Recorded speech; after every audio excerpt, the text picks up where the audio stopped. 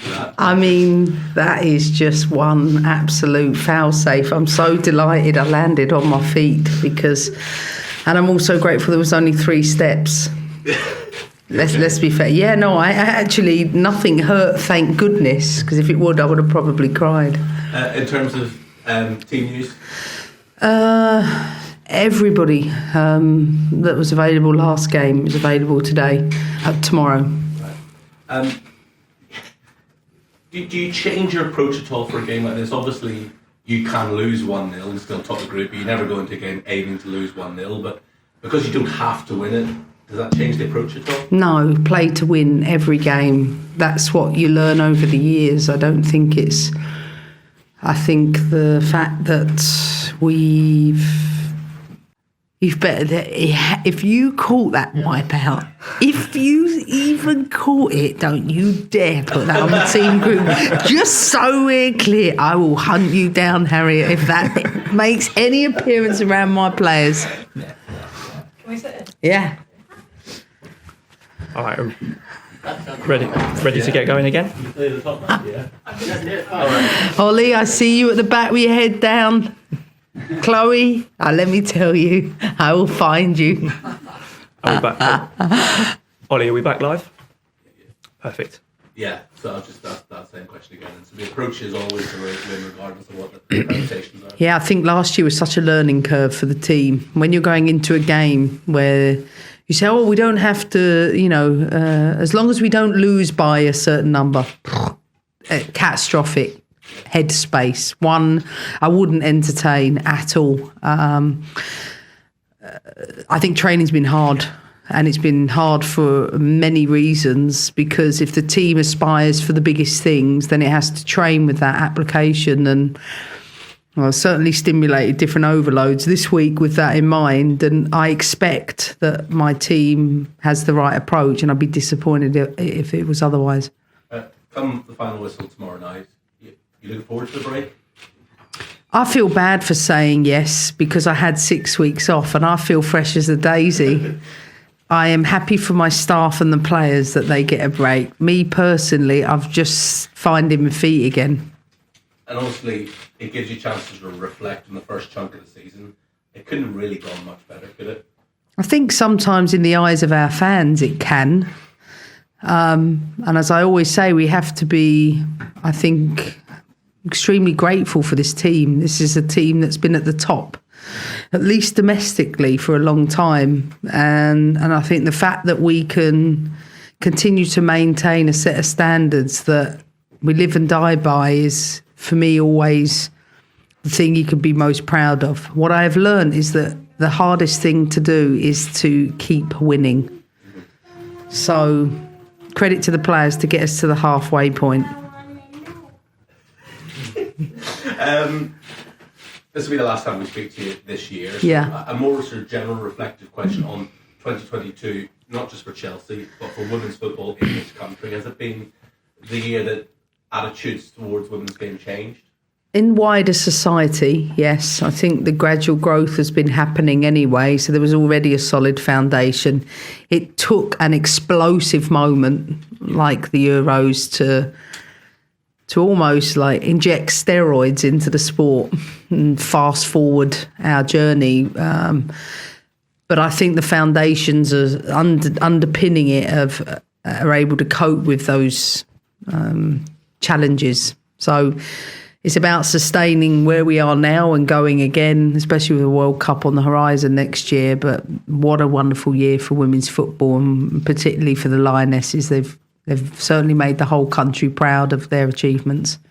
And from your point of view, you said, you're just finding your feet now, so the break's kind of almost coming. Well, I don't know if those stairs have anything to go by. Clearly, I am not finding my feet. Over the next 3.5 weeks, obviously, you've got Christmas and Harry to look after as well, but how much will you think about Arsenal away in the middle of January, and how much will you completely switch off? No, I would lie to you if I told you I'd be poring over materials for the beginning of the year. Switch off means switch off, and it's there for a reason, because you've got to create the headspace to be able to go and have another jump. My first thought will be, when we come back, we're going on a warm weather sort of training camp, getting that preparation right, and then into the first game, which just happens to be Arsenal. Which on paper, is A cracker. The game everybody wants to see, at least derby game in London. Manchester has won the top games, 2 top teams on top form. They're the games I love the most. On the subject of Arsenal, they've had, Beth and Viv to suffer the same season-ending injury within weeks of each other. 2 players not only in the same squad but live under the same roof. It can be a cruel game, can't it, football? Yeah, I mean, for the game to lose 2 players of that quality and the World Cup to lose those players is horrendous for both of them. And I've been a huge advocate of looking after the players and getting it right. But I think my comments in and around the management piece around fatigue and keeping players on the pitch would take an entire day. So I'll have to save that for the book, I guess. Is that one of the sort of, you spoke about the popularity of the game, how the game is growing increasingly. Is that one of the flip sides of it, that because you're playing more now and there is heavier demand on these players, these injuries are... No, this has nothing to do with playing more, in my opinion. Nothing. This is not as simplistic as that. We don't play anywhere near the number of games they do in the men's game, but they don't have the same number of this type of injury. It is a much bigger conversation that goes beyond this interview. You touch upon it at all? Can't. It's too long. It's not simplistic. It's not as simple as just, is it fatigue? Is it games? Is it hormonal? Is it their boots? It's a lot. There's a huge conversation around it, and one that is tragic for the players. And I think it's about knowledge, and is the knowledge there around to be able to deliver what is required to keep players on the pitch? Well, as it's a conversation for another day, I'll change the subject and I'll ask you one final question. Last time I was here, you told me how baking has become a passion. Have you made the Christmas pudding this year yourself? No, but he's into my banana cake. So right. The good thing is chocolate banana cake with Nutella seems to be the flavour of the week. Christmas pudding, I'll leave that for my mum. This is your biggest critic, is it, in baking? Yeah. Clearly. Leaves most of it. Yeah, 100%. I think that thought haven't even crossed my mind. We're really, really happy and pleased that we have qualified already from this tough group. But we're winners, and we're going into every single game we play with the objective to win. I think it's a great test tomorrow for us to see where we're at against another top team in Europe, and we're gonna go all in, and hopefully get a win before we go on our Christmas break. And obviously, you're fully focused on the game itself, but come the final whistle, you looking forward to having a little bit of time off? Yeah, definitely. But I'm the type of person, if I don't get a good result tomorrow, I'm going to be annoyed for the whole Christmas break. So I know that the game is my first priority, and then if we get a good result, I know I'm going to enjoy it. And yeah, definitely, it's been a lot of games, a lot of travel. So definitely looking forward to some downtime with family. Have you got nice plans for Christmas? Yeah, just going home. Yeah, I haven't been home to see my family in Sweden for, 6 months, I think. So yeah, I'm really looking forward to it. And reflecting on the first chunk of the season, 9 wins out of 10 in the league and hopefully topping the group in the Champions League as well, it couldn't have gone much better the first half of the season.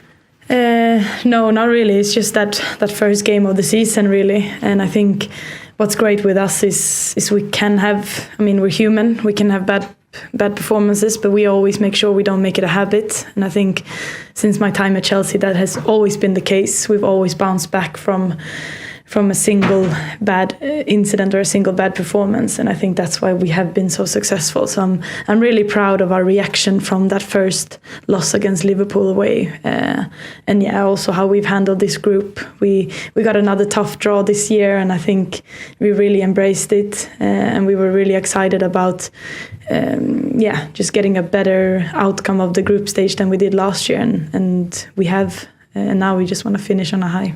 I asked Emma this question as well, and reflecting on the year as a whole, not just from a Chelsea point of view, but in terms of women's football, how big a year has this been?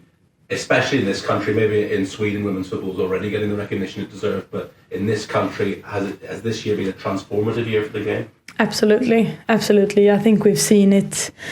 I mean, every single game I've played in the WSL, no matter where it's been a big crowd, a much noisier crowd than last year, and it's really cool to see that the effects of the Euros. You can feel it, and it's also stayed on. It's not just died out after a couple of months. I feel like women's football is here to stay in England, and it's just amazing to be a part of it and to be able to experience it as a player. And from your point of view, you said you'll take a bit of time off, spend time with family over Christmas. But are you the sort of person that can completely switch off, or will part of your brain be thinking about Arsenal away on January the 15th? No, I think I've got better at giving myself or allowing myself to switch off. But yeah, if we don't get the result that I want tomorrow, then of course I'm going to be thinking about that game over Christmas. But no, it is important to mentally switch off. You have to be able to do that at this level. Otherwise, you'll pick up something or you won't be able to last very long. So I'm definitely going to try and just go into family mode, spend some time with them, and just switch off from football as much as I can. And just in terms of Arsenal, there seemed to be a lot more serious injuries in the first half of the season, and we've seen now in the last few weeks for both Beth Mead and Viv Mead to have the same season-ending injury within a few weeks of each other. It's just a reminder of how cruel football can be sometimes. Yeah, it's extremely sad. I'm gutted for both of them, and there's a long list of top players now that have got serious injuries, and it's a big shame. And I just hope that this is the kind of fuel that everyone needs to really look into women's football and really investigate how women bodies work. What kind of training do we need? Do we need something different than what we have done before? So hopefully we can come further in that knowledge, because I think that's something now, it's long overdue. And then it's all about just increasing the medical expertise in the women's teams. I think we have a really good setup here at Chelsea, but I know that we're like the top 1% of women's football. There's not a lot of teams who have it as good as we have it. So I think it's really, really important that we keep investing in women's football and keep investing in medical departments and performance departments and all that. From a psychological point of view, obviously Pernilla's injured at the moment as well. To have your other half being that sort of rock who's there for you to guide you through those tough times, how important is that? And the fact that Beth and Viv have the same long-term injury, just how tough is that going to be for them? I think it's really nice to have someone who knows what you're going through. So even though, I've had to be Pernilla's rock maybe now during the first weeks of her, but she's also always been my rock. Even if she's injured now, she is the one who helps me with how I should deal with difficult moments of my career or difficult moments on the pitch. So it's really nice to have someone close to you who understands what you're going through and knows exactly the right things to say. Thanks very much. Best Thank you. Tomorrow night. Enjoy Christmas. Thank you. Thank you very much, everyone. Cheers, Sam. Thank you. Nice.